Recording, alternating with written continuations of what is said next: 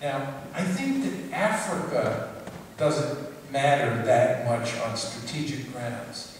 The two areas that matter the most on strategic grounds with regard to this issue are, first of all, the Persian Gulf, and second of all, the Western Hemisphere.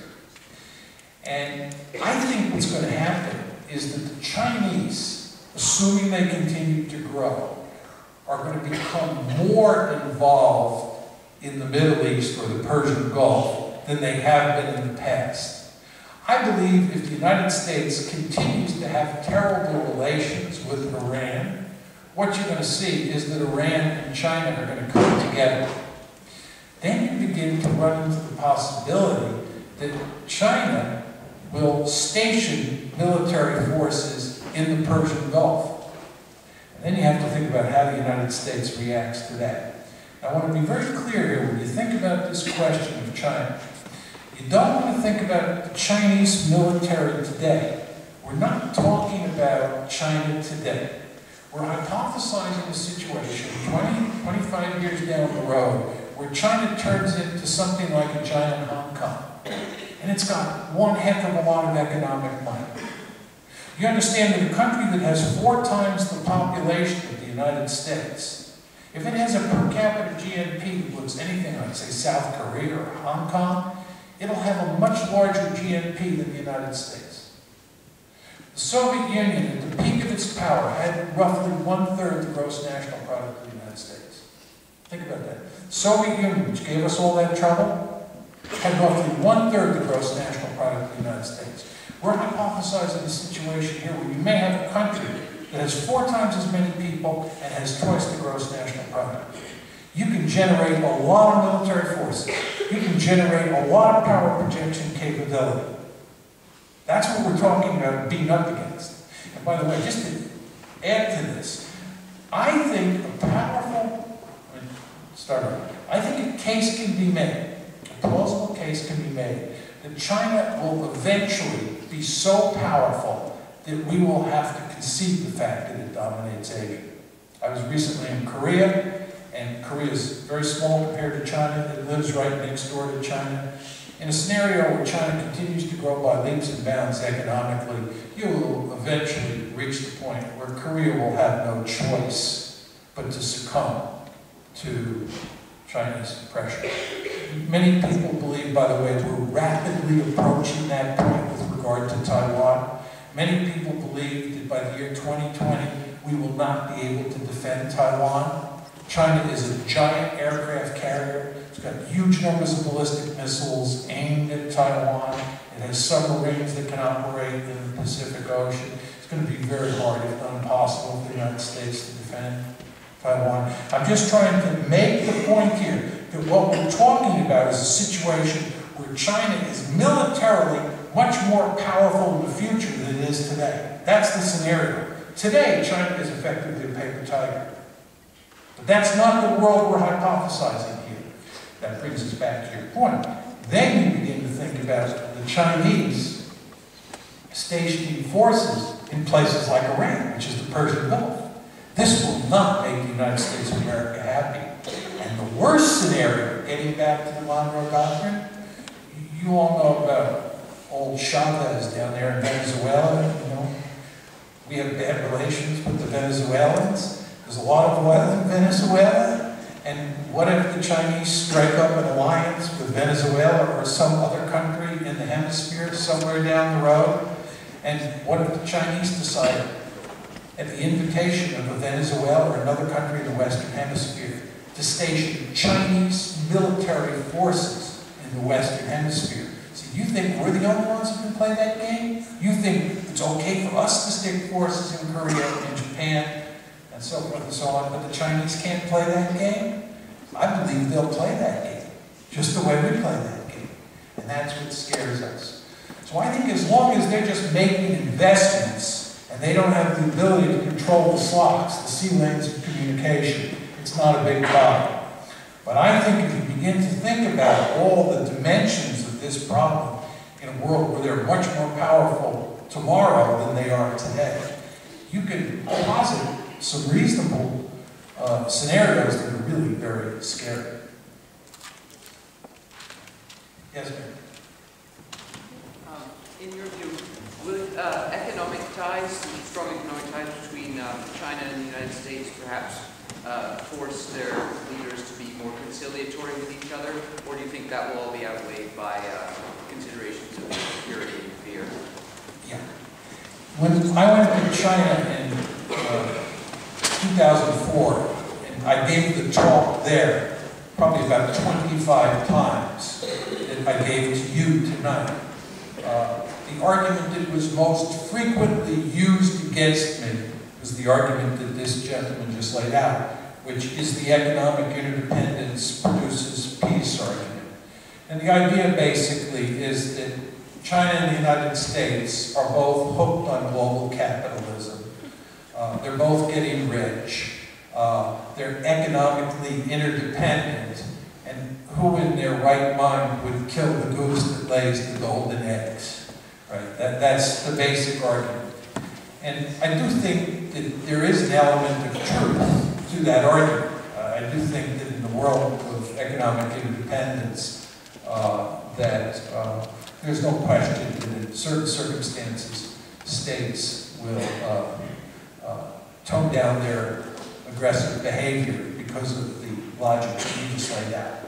But the reason I don't put too much stock in that argument is for a variety of reasons. First of all, World War I. Before 1914, there were very high levels of economic interdependence in Europe. You had World War I. Second point is that the theory assumes that you always have positive economic relations and that the goose is constantly laying golden eggs. And one looking at the world economy today has to worry about the possibility that the goose might not be laying golden eggs forever, and that the end result of all this economic interdependence is a lot of big trouble. I think if you look at what's happening in the international economy today, right, it's not clear that economic interdependence is a good thing.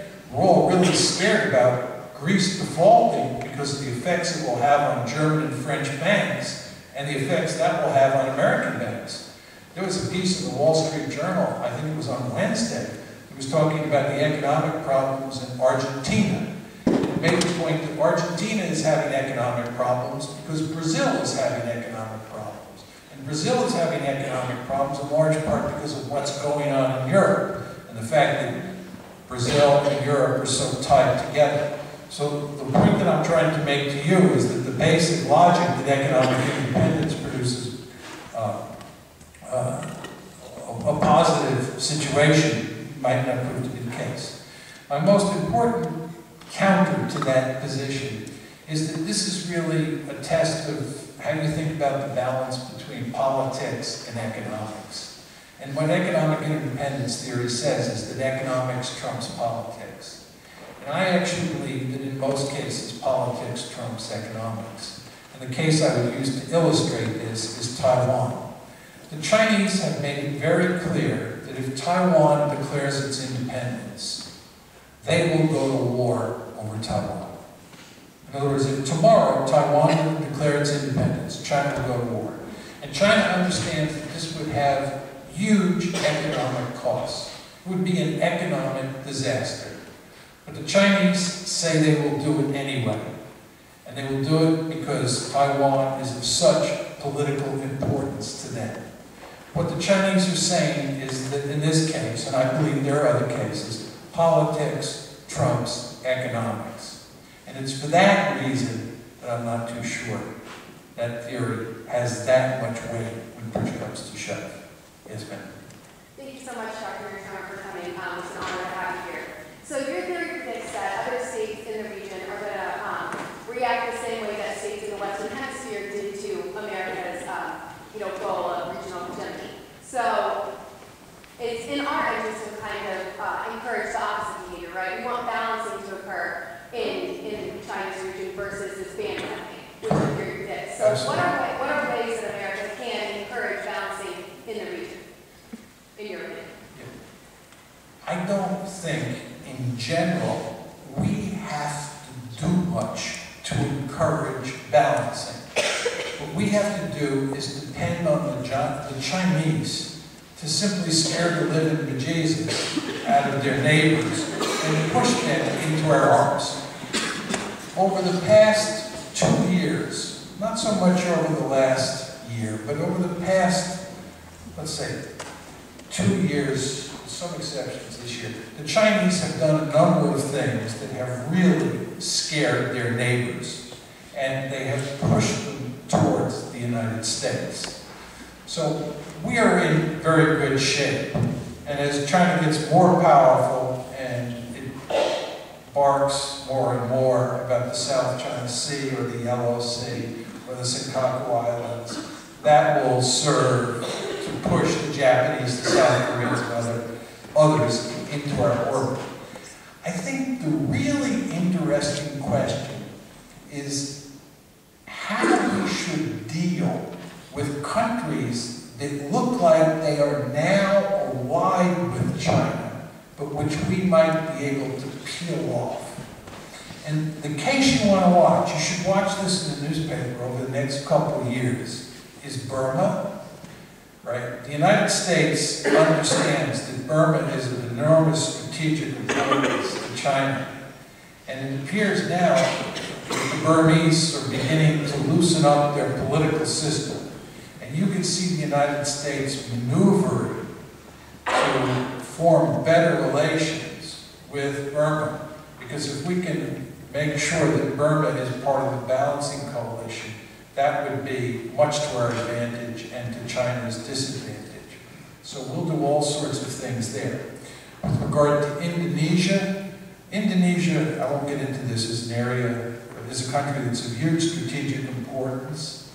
And the United States has had quite bad relations with Indonesia over human rights issues, especially with regard to the Indonesian military. What you see the United States doing these days is looking the other way on those Indonesian human rights violations because the United States wants Indonesia on its side of the ledger. The other key state besides Burma that I pay attention to is Pakistan. As you all know, Pakistan is quite closely allied with China. And as a result of the war in Afghanistan, relations between the United States and Pakistan are in terrible shape today. Assuming that the war in Afghanistan will sometime end, I think once it does, the United States is going to have to think long and hard about what kind of relations it wants to have with Pakistan in the future, in large part because of China. And if we could peel Pakistan away from China, that would be to our advantage. The question is, can the United States peel Pakistan away from China when the United States also has close relations with India, and India and Pakistan have a truly hostile relationship between them? But I think, again, the simple answer is we don't have to do a lot in most cases. But with regard to countries like Burma and Pakistan, we want to think in very creative ways on that front because they're important actors. Thank you. Sir? Thank you very much. Very interesting. Do you believe that as China develops as a country, and although it's not going to look like it has with such countries such as, with Tibet, 79 days, do you believe that it needs to strengthen its position within its region, it will start becoming more friendly with its neighbors that it can historically not with? Yeah, that's a very interesting question. I mean, first of all, as China continues to grow economically, the really smart policy for China is to talk nice and to not talk aggressively at all.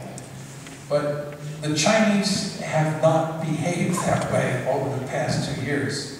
This was my response to the young woman who just asked the question before you as to what we have to do to put together a balancing coalition. The answer is not much because the Chinese are doing things that scare their neighbors, right? The smart thing for the Chinese to do is just to keep their mouths closed and talk peace, love, and go, right? They have to do it the way the Americans do it, right? You have to develop this whole body of liberal rhetoric that you deploy to disguise what's really going on. And the Chinese have not been very good at that. The end result is they've said things that scare people. Okay, so that's one cut at your question. But here's another cut at your question. And it goes back to the capabilities-intention distinction. Okay? And your point is they, should just talk in a much more peace-loving way. But the problem is that as their capabilities grow by leaps and bounds, people won't pay much attention to what they say. Because what they say is really all about signaling intentions. But you can never know what the intentions of somebody else really are. But you can know what those capabilities are. And if you guess wrong on intentions, and they have lots of capability, you're in deep trouble. It's why great powers tend to focus on capabilities and assume the worst case about intentions. Let me just give you an example. Adolf Hitler came to power on January 30th, 1933. And he inherited a remarkably weak German military because as a result of the Versailles Treaty, Germany was restricted to an army of 100,000 men, and there were all sorts of limits on how many tanks and how many heavy weapons it could have, and so forth and so on. And what Hitler does between 1933 and September 1st, 1939, when he launches World War II, is that he builds up the Wehrmacht at a remarkably rapid pace. But he's very worried. He's very worried that the other European great powers are going to step in and stop him. So he basically tells a number of lies that are designed to convey the impression that he has peaceful intentions. At the time of the Munich crisis, and I talk about this in my book on Why Leaders Lie, at the time of the Munich crisis, when Britain and France, but mainly Britain, give Hitler the Sudetenland in Czechoslovakia, Hitler says, this is all I want. Give me the Sudetenland, I'll be satiated, and there'll be no German aggression, right? And what he's telling you is, these are my intentions. Once I get the Sudetenland, I have peaceful intentions. But again, you can't know the intentions of other states, or you can't be confident of what people say, right? All you know is that they have lots of capability.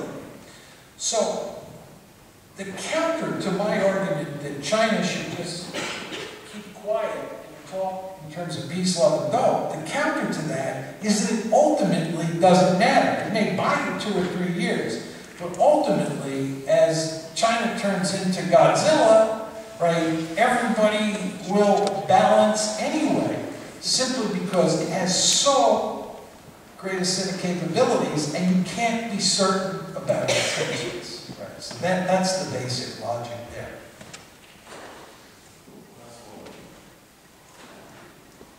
So my question has to do with your idea about China's rise. I'm assuming you're saying China's economic rise as it's becoming more prominent in the global market and translating that into political power and i.e. military. But this economic development is by no means balanced. The differences between Shanghai on the eastern coast and Xinjiang is like the GDP of Switzerland and Nigeria.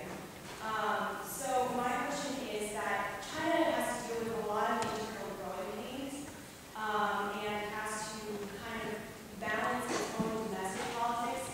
How do you suppose China has to reconcile its own internal conflict that's going to arise rather than translating it into international power? This is a great question, but I have no answer. It's very unusual for me not to have an answer, but I don't know enough about the domestic politics of China to say you know, what its prospects for future growth are, what it means that some areas are much more prosperous than other areas. I mean, there's this whole question of where China's headed. I started off with this, and the truth is I just don't know. Since I took a short answer, can I take one more? So who will win the war?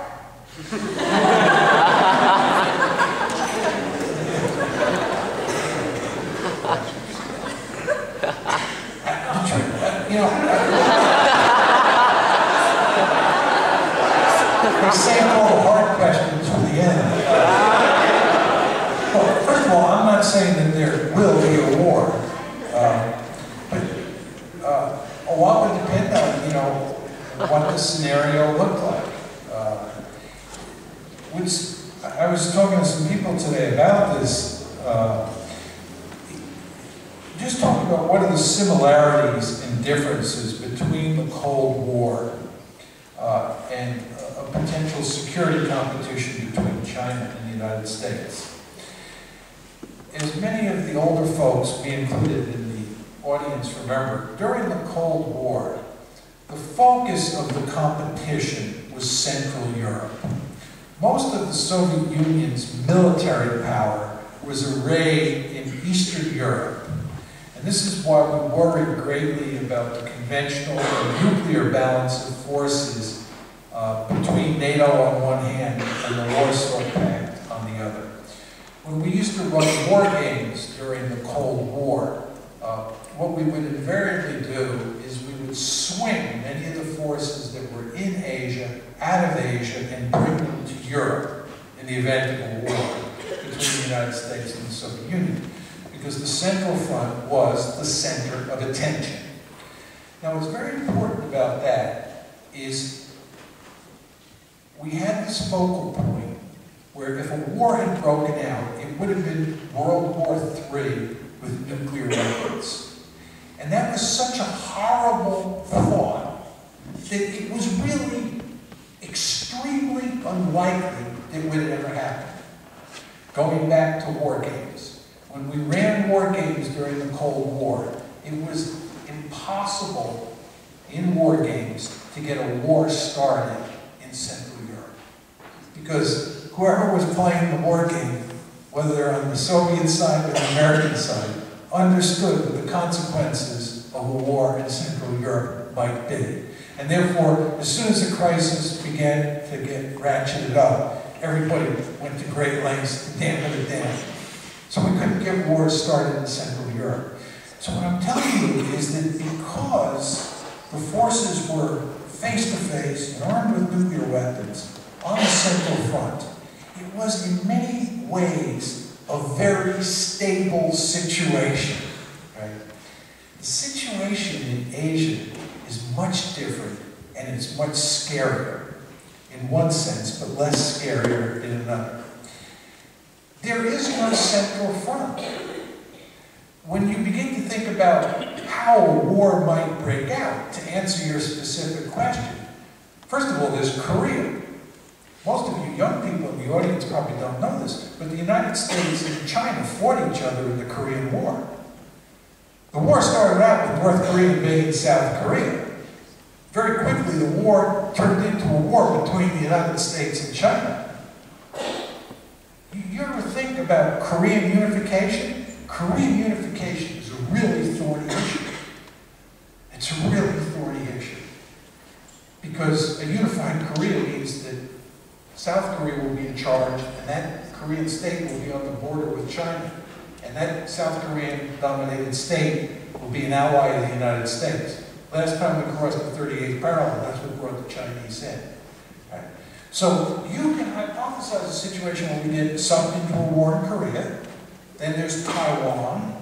We talked about the Senkaku or Diagonal Islands. Right? We talked about the South China Sea. See, many of the possible conflict scenarios in Asia are not on the Asian mainland. They're actually out in the Pacific Ocean. This is why a lot of people say they can imagine a situation with China and Japan in the next few years, end up shooting each other over the Senkaku Islands. Is that likely? No. Is that possible? Yes. Because it's a bunch of rocks out in the Pacific Ocean. So what you have in Asia is a series of potential flashpoints that could lead to war. That's the bad news. The good news is that if a war were to break out, I do believe that everybody would go to great lengths to tamp it down before it spun out of control, before it escalated, in large part because you are dealing with nuclear-armed countries. Remember, the United States and China both have nuclear weapons. Right? But I actually think war is more likely in a U.S.-China competition than it was during the Cold War because of the geography of the conflict. But I think should that war happen, it is likely to be less dangerous than a war in Central Europe would have been. But even if the war was tampered down, there would still be a winner and a loser. It's very rare that I don't have a categorical answer to every question, but I don't know. I really don't. That goes without saying. Thank you.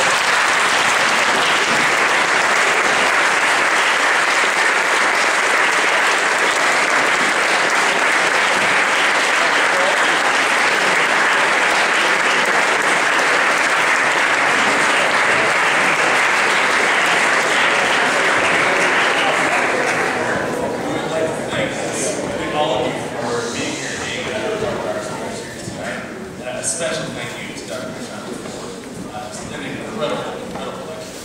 The Jefferson Society would like to offer you a token of our appreciation. It's a Jefferson Cup with the Jefferson Society sitting inside. Your name in the lecture series for the first final the other. Thank you very much.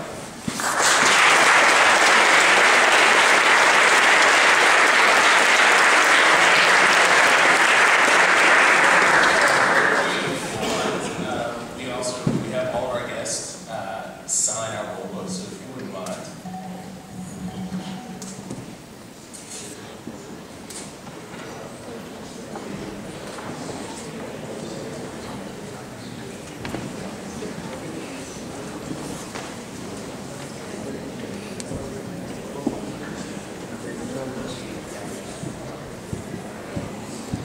Thank you all for coming out tonight.